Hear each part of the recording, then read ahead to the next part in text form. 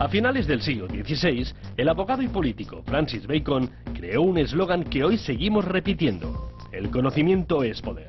Pocas frases definen mejor la sociedad en la que vivimos, y en el pasado esa fue la idea que puso en movimiento las ganas de inventar y descubrir. No era el conocimiento en sí mismo lo que buscaban los investigadores y exploradores, era el poder que conseguían con él. I think Bacon was absolutely right. People buy knowledge because they want power. People encourage scientists to look in particular directions because they want to rule a country, they want to control the weather, they want to be able to control a chemical process. So the directions in which scientists look and which they carry out their research are very much motivated and very much driven by Bacon's aphorism, and it's something that obviously that governments have come to appreciate increasingly. Patricia Farah es profesora de Historia y Filosofía de la Ciencia en la Universidad de Cambridge, Inglaterra. Además, es autora del libro Breve Historia de la Ciencia, donde resume 4000 años de aventura científica y se pregunta por qué la ciencia se ha convertido en la columna vertebral del mundo moderno. Para ella, el momento crucial se produjo cuando el dinero empezó a jugar un papel importante en la ciencia. If you go back to the 16th, 17th century, there wasn't any money in science. You couldn't be a scientist as a career. You couldn't go to university and study science as a career. And one of the ways in which natural philosophers, experimenters could sell themselves to people who had money, aristocrats, governments, big companies, the way they could sell themselves was by saying, knowledge brings power. Y en el siglo XIX, la idea caló hondo. La ciencia se convirtió en una buena inversión, no porque era una fuente de conocimiento objetiva e imparcial, sino porque conseguía resultados concretos. Fue la época de la revolución de la electricidad, por ejemplo. Decenas de científicos e inventores se lanzaron a intentar controlar la energía eléctrica en forma de bombillas, telégrafos y motores. Algunos, como Thomas Edison, mostraron que la ciencia, además de transformar la sociedad, podía ayudar a ganar mucho dinero. Pero inevitablemente, el poder acaba mostrando su lado oscuro, y fue en el núcleo del átomo donde encontramos la otra cara del avance científico.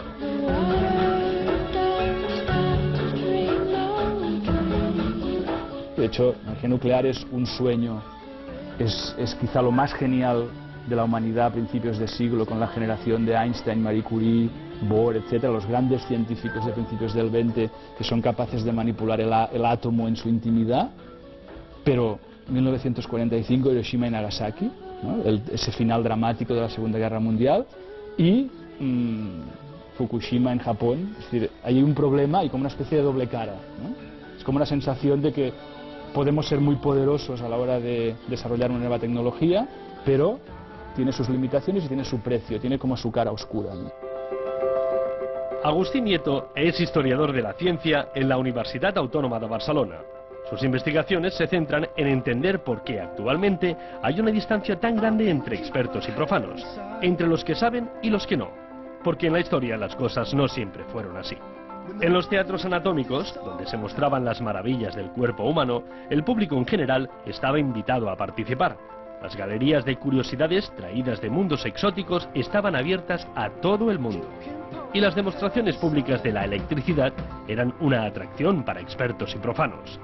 Pero ya en el siglo XX algo cambió, y no es difícil encontrar el poder en ese cambio.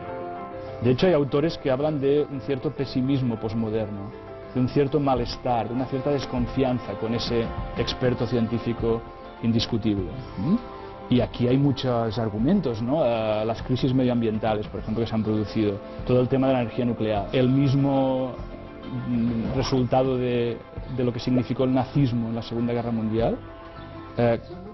Debemos recordar que Alemania era la gran potencia científica y tecnológica de Occidente y del mundo desde finales del siglo XIX hasta la Segunda Guerra Mundial. Las mejores mentes de la ciencia del siglo XX desarrollaron tecnologías que sirvieron para los campos de concentración nazi, por ejemplo, ¿no? Esto ahora parece que ya ha pasado más de medio siglo, pero estos acontecimientos han tenido un impacto en la percepción pública de la ciencia en la segunda mitad del siglo XX. Desde entonces, la imagen de los científicos se ha intentado mejorar de muchas maneras. a veces mostrando una visión simplista y reducida de que la ciencia siempre significa un avance, un logro, un progreso para la sociedad. Pero recuperar las biografías de los científicos nos permite ver que las cosas son mucho más complicadas de lo que parece y que cada uno tiene sus luces y sus sombras. Por ejemplo, Fritz Haber. Fritz Haber es un químico alemán que obtuvo el premio Nobel por una síntesis del amoníaco, una síntesis industrial del amoníaco, que es un gas, es un compuesto que es muy útil para fabricar fertilizantes, abonos para la agricultura. Pero al mismo tiempo Fritz Haber estuvo implicado en la fabricación de armas químicas en la Primera Guerra Mundial. La misma persona es capaz de obtener un premio Nobel por un progreso industrial muy importante y al mismo tiempo participar en primera fila como un acto de servicio en una situación de guerra, en la cual él es reclutado por el ejército alemán para fabricar gases letales que luego fueron lanzados en las trincheras de la Primera Guerra Mundial, ¿no? Y es la misma persona. Eso nos indica la complejidad de cada uno de esos individuos. Hay quienes se escudan diciendo que los descubrimientos científicos no son buenos ni malos. Lo mismo se dice de la televisión, que todo depende de cómo se use.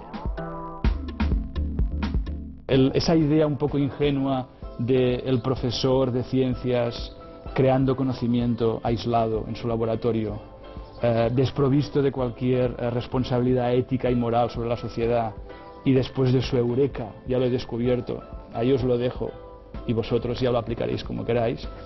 Esto es ingenuo, diríamos, ¿no? Es decir, un científico es un ser humano como cualquier otro y está en esa continua negociación y discusión con los demás, ¿no? Con diferentes públicos, todos ellos con sus propios intereses, digamos, ¿no? Hoy hay muchos más ejemplos de que la ciencia y el poder siguen yendo de la mano. La crisis energética y el cambio climático, las patentes de genes y su manipulación, la medicina y los laboratorios farmacéuticos. No se puede pensar en estos temas sin hablar de la industria, los gobiernos, el dinero y el poder. El conocimiento es poder, y ese conocimiento se transfiere a través de historias, presentes y pasadas.